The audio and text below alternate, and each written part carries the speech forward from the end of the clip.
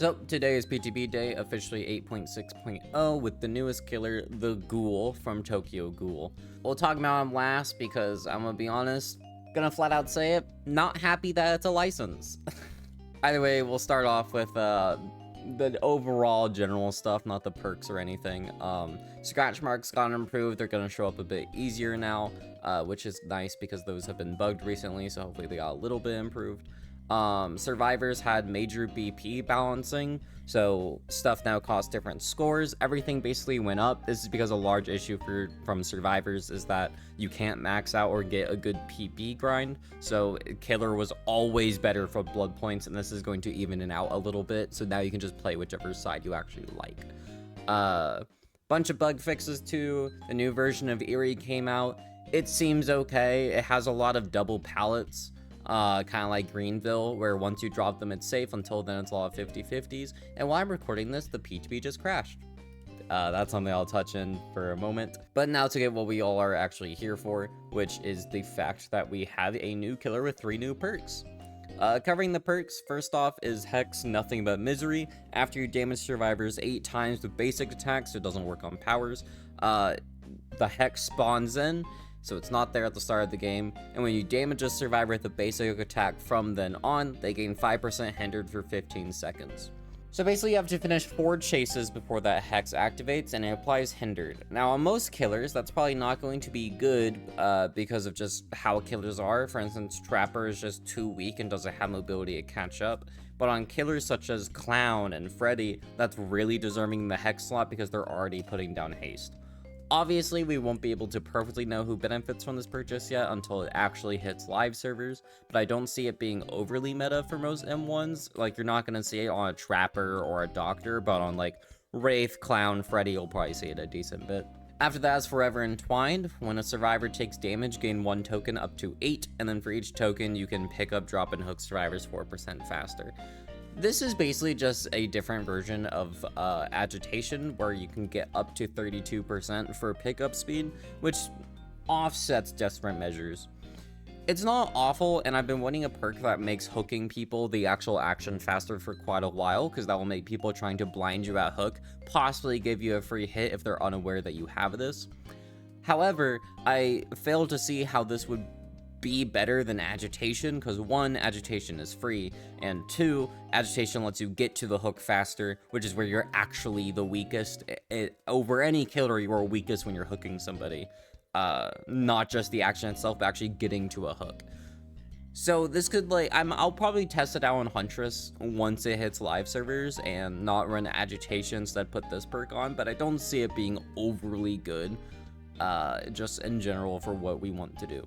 And the last perk is None Are Free, which is going to work similar to No Way Out, where when a survivor's hooked for a fresh time, you get a token up to 4, and then for each token, all windows and upright pallets, are blocked for 16 seconds when the gens are done. Just another in-game perk, might be more useful than, like, claustrophobia, cruel limits, whatever it's called. They swapped the name around when they brought Stranger Things out and brought it back. Just another in-game perk, not that interesting. It might be useful, who knows. If you like in-game builds, it's good for you. Now let's get into what everyone's actually here for. The new killer, Tokyo Ghoul, the Ghoul. Woo! I'm gonna start right now. I'm very disappointed that this is a licensed chapter. Oh my god. His power is actually really, really interesting.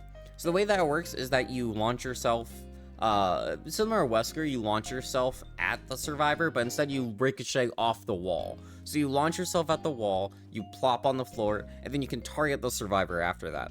The first bound, if you aim it at the survivor, just makes you come up behind them and then drop down, and it's really useless unless you're covering just major distance. Otherwise you will probably lose distance if you use it too close to them.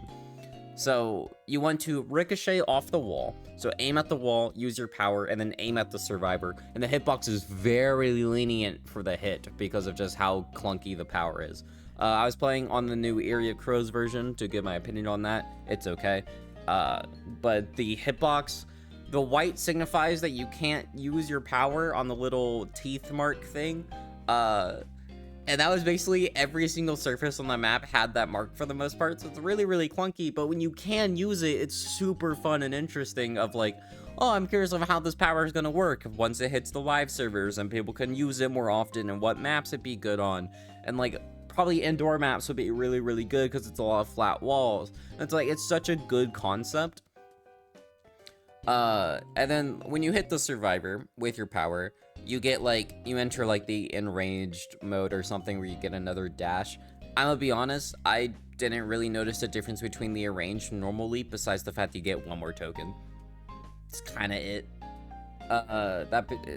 When you hit someone though, they become deep wound too, I guess. I don't know. You're noticing I'm not saying that I'm saying you can hit, I'm not saying you can down, because you can't down with the Ghoul's power.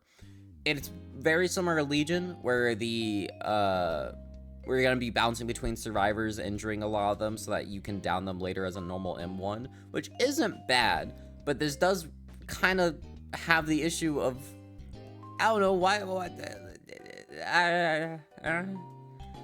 There's a reason most powers let you down with them, you know what I mean? Like, the only exception is basically Legion and the first version and non-corrupt Plague.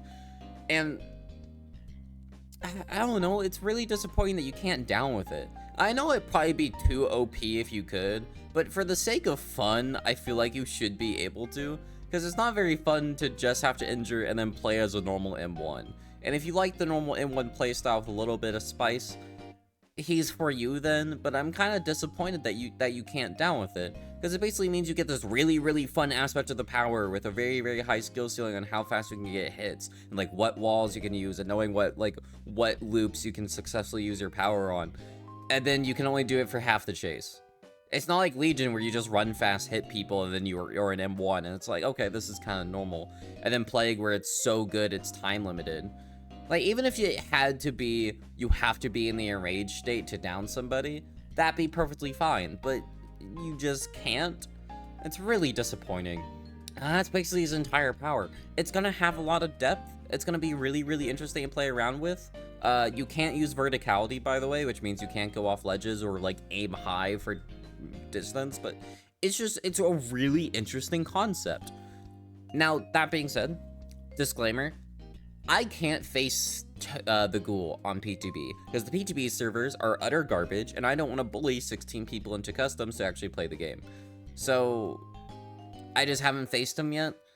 He seems like he'd be really, really hard to face if you're not very good at the game, and even if you are, he's going to be a struggle, which is why he can't down people with his power, because otherwise he'd be too strong. But it also just leads to a lot of boredom, because you can't down. So, who cares? But yeah, it's kind of it. Which is why I do want to touch up on why I kept saying earlier in the vid why I'm very, very disappointed that this is a licensed chapter. And that sums up to, just imagine instead of tentacles if it was webs. Just imagine if instead of it being a basic Asian man, that it was a dryad killer, like a spider dryad killer. Or just a spider in general. I'm like, this is such a perfect spider killer design, and I'm really disappointed instead of getting something like that, it's Tokyo Ghoul. Which, from someone who's watched the show, it's not that good.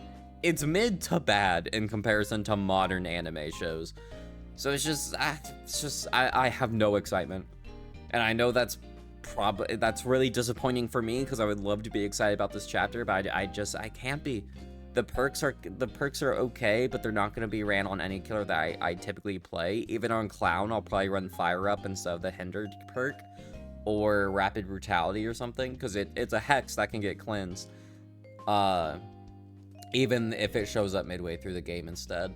And the other two perks just don't suit my playstyle. Forever Entwined is just worse agitation.